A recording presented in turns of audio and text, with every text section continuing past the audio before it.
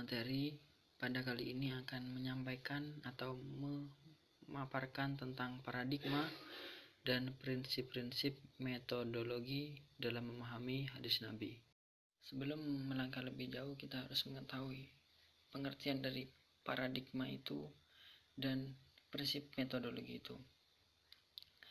Secara etimologi, istilah paradigma pada dasarnya berasal dari bahasa Yunani, yaitu dari kata para yang artinya di sebelah ataupun di samping, dan kata digma yang artinya teladan, ideal, model, ataupun arketip.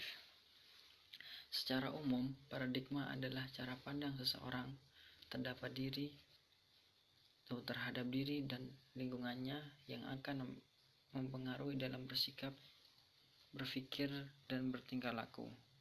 Jadi, paradigma itu adalah bisa dikatakan kerangka berpikir seseorang dalam menanggapi atau menyimpulkan suatu konteks, sehingga dalam kerangka berpikir itu akan mempengaruhi pikiran,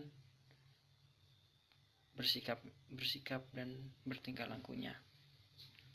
Dalam konteks pemahaman hadis, paradigma diartikan sebagai seperangkat asumsi, konsep, nilai, dan praktik yang diterapkan dalam memandang hadis Nabi. Sementara prinsip metodologi adalah seperangkat konsep dasar, proses, dan prosedur yang harus dipegang oleh seseorang dalam memahami hadis Nabi. Ketika seseorang akan mengamalkan suatu hadis, sudah semestinya ia memahami dengan baik apa sebenarnya maksud kandungan hadis tersebut. Dan kita selaku orang yang paham akan agama, seharusnya tidak boleh kita serta-merta mengamalkan suatu hadis tanpa mengetahui konteksnya. Sebagai contoh, ada seorang membaca riwayat hadis bahwa Nabi Muhammad SAW pernah sholat memakai sandal, sebagaimana hadis yang diriwayatkan oleh Imam Bukhari. Ketika itu ada Anas bin Malik ditanya, apakah Nabi Muhammad SAW biasa sholat dengan memakai dua sandal? Beliau menjawab, ya.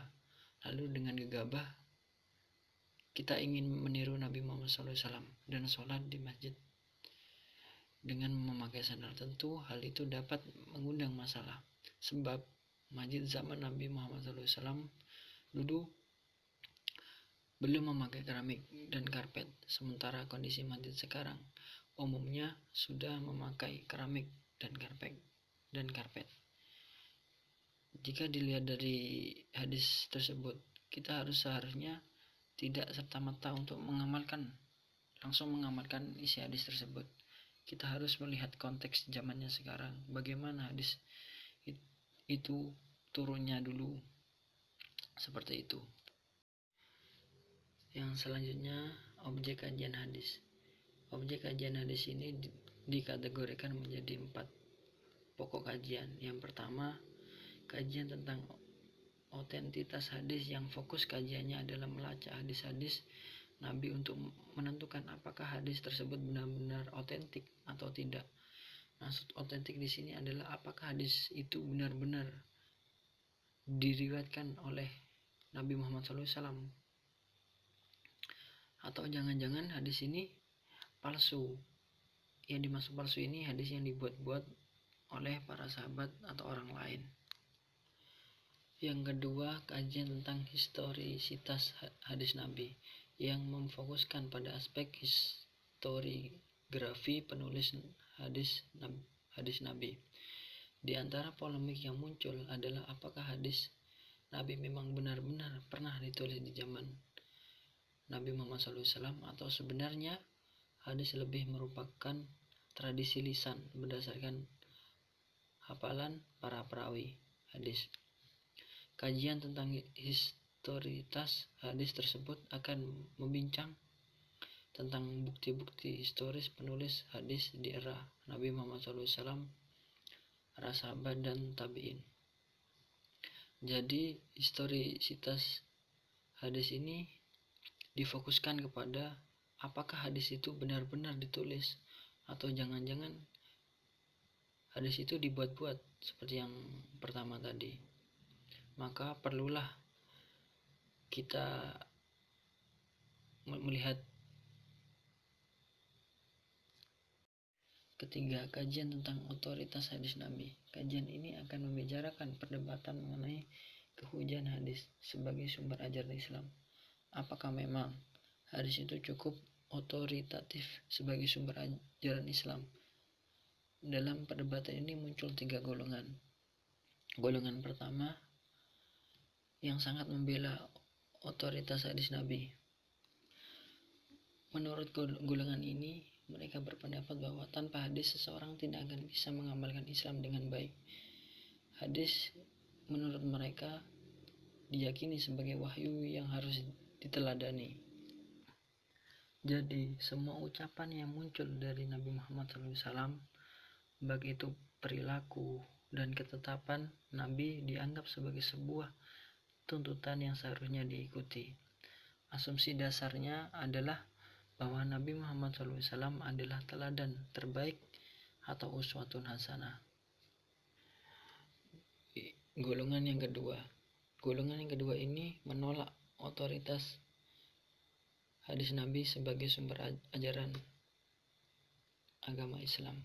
Mereka berpendapat bahwa mereka menolak karena di dalam hadis banyak terdapat hadis palsu sehingga diragukan validitasnya sebagai sumber ajaran Islam. Menurutnya, satu-satunya sumber ajaran yang otoritatif dan otentik adalah hanya Al-Quran. Inilah yang kemudian disebut sebagai golongan ingkarus sunnah. Golongan yang ketiga yang cenderung selektif dan kritis menerima hadis Nabi sebagai sumber ajaran Islam. Menurutnya hanyalah hadis-hadis yang mutawatir dan sahih saja atau minimal hasan yang layak dipakai sebagai sumber ajaran Islam. Hal itu pun kalau hadis-hadis tersebut memang terkait dengan persoalan syariat.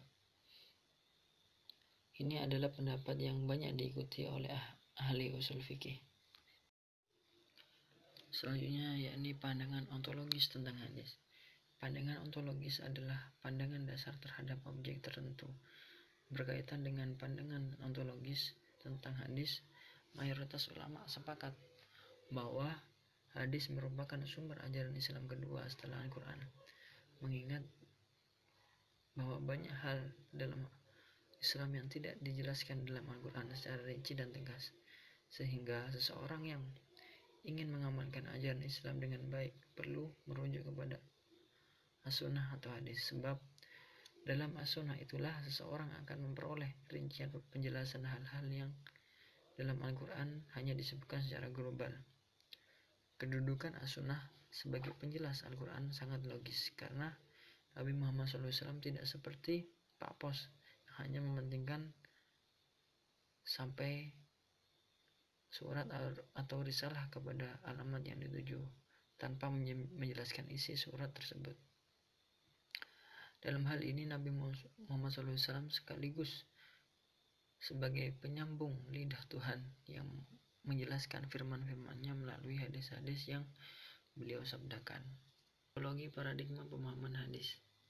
Tipologi paradigma ini terbagi menjadi 3 paradigma. Yang pertama, paradigma normatif tekstual. Golongan ini menganggap bahwa makna original suatu hadis itu diwakilkan oleh zahir teks hadis, sehingga segala upaya memahami hadis di luar apa yang ditunjukkan oleh zahirnya teks dianggap tidak valid.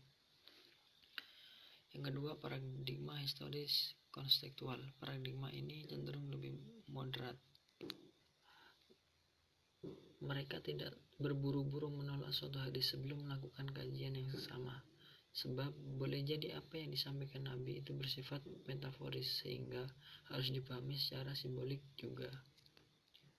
3. Paradigma rejeksionis liberal. Paradigma yang cenderung akan menolak hadis-hadis medis yang dianggap tidak masuk akal menurut mereka. Prinsip-prinsip metodologi memahami hadis. Terdapat 8 prinsip. Yang pertama, prinsip jangan terburu-buru menolak suatu hadis hanya karena dianggap bertentangan dengan akal, sebelum benar-benar melakukan penelitian dan memahami secara mendalam. Kedua, prinsip memahami hadis secara tematik, sehingga memperoleh gambaran utuh mengenai tema yang dikaji. Yang tiga, prinsip bertumpu pada analisis kebebasan, mempertimbangkan struktur teks dan konteks. Keempat, prinsip membedakan antara ketentuan hadis yang bersifat legal, formal dengan aspek yang bersifat ideal moral, membedakan sarana dan tujuan. Yang kelima, prinsip bagaimana, misalnya membedakan hadis-hadis yang bersifat lokal, kultural, temporal, dan universal. Keenam, mempertimbangkan kedudukan Nabi Muhammad SAW, apakah beliau sebagai manusia biasa, nabi atau rasul, hakim, kodi, dan panglima perang. Ketujuh, meneliti dengan sesama tentang kesahihan hadis, baik sanad dan matan, dan berusaha memahami secara cermat terhadap teks-teks yang dikaji. Kedelapan, menginterkoneksikan dengan teori-teori sains modern untuk memperoleh makna yang sesungguhnya.